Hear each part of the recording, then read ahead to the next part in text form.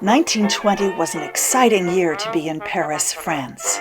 The Treaty of Versailles was ratified, finalizing the end of the Great War, and Joan of Arc was canonized as a saint. After 4 years of terrible war, France was getting back on her feet, and she was ready to have a good time.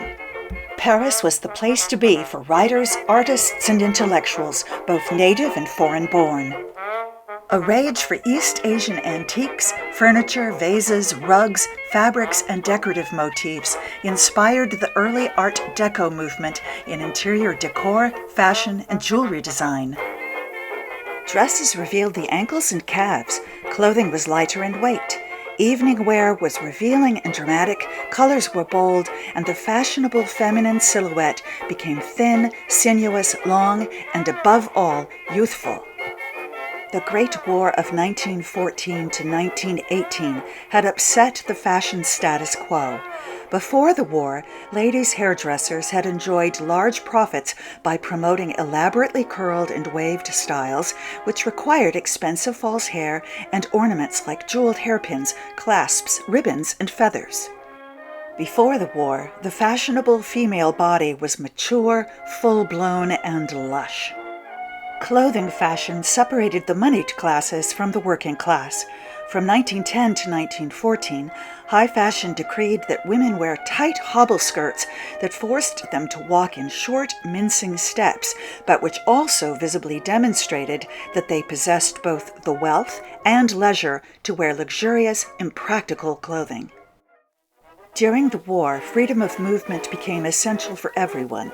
Wartime shortages forced most people to economize. Bourgeois women had to walk and ride public transportation because their horses or automobiles had been requisitioned by the army. Women of all social classes were called to support the war effort by working jobs customarily held by men. They became clerks, nurses, and ambulance drivers. Women went to work as mail carriers and omnibus drivers. City women and students were mobilized to help farm women working desperately to sow and harvest crops, sometimes without draft animals because they had been requisitioned by the army or killed or stolen by enemy troops. They went to work in foundries and factories, building bombs and bullets. Instead of skirts, many had to wear trousers for safety. It was the first time in European history that trousers became acceptable female wear. Many women also for the first time had a degree of financial independence and autonomy which allowed them to navigate public spaces as they pleased, unchaperoned.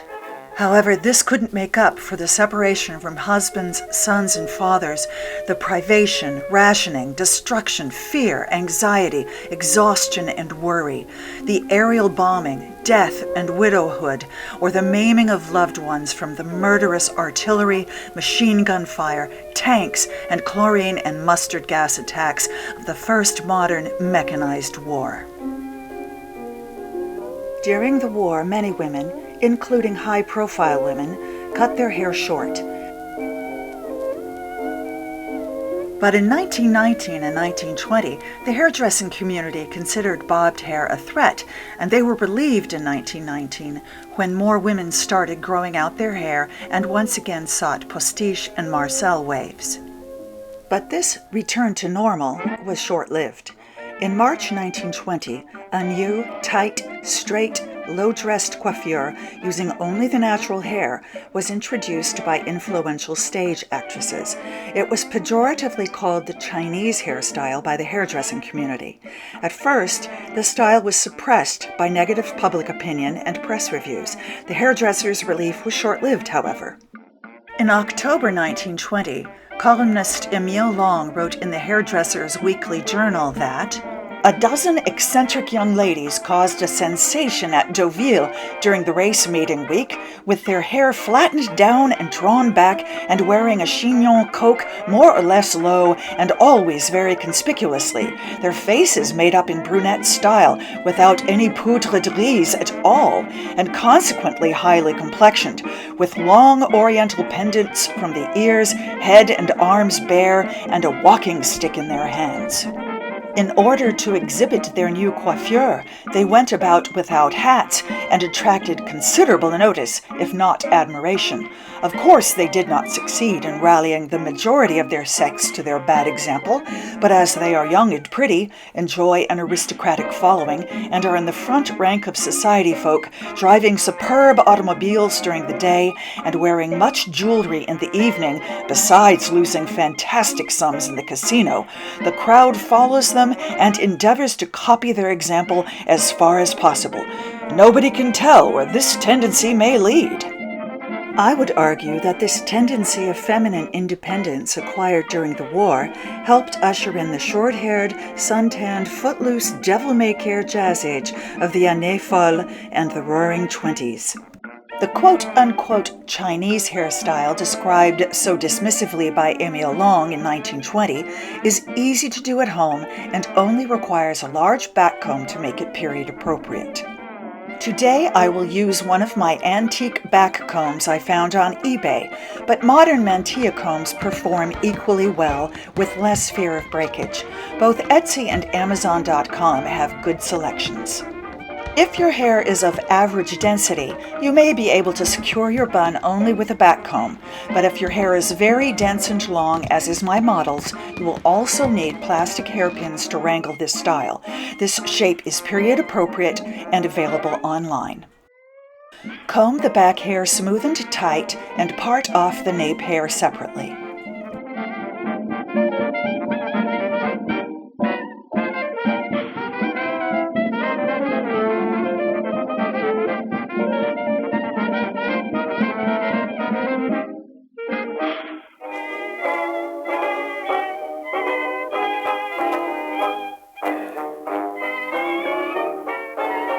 Wind the upper hair into a tight coil so that the center pops outward.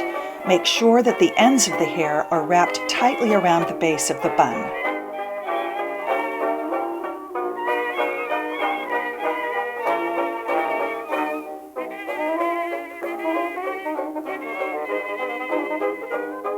Insert a few plastic hairpins to hold the ends.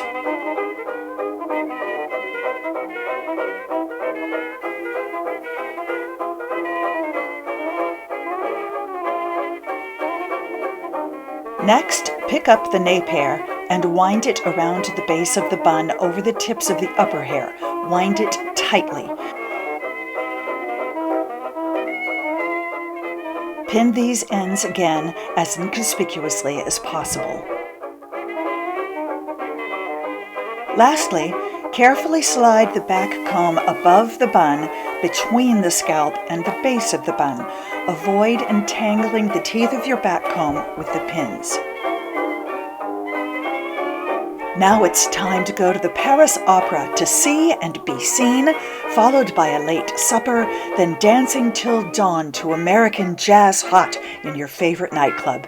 Have a good time, and please subscribe.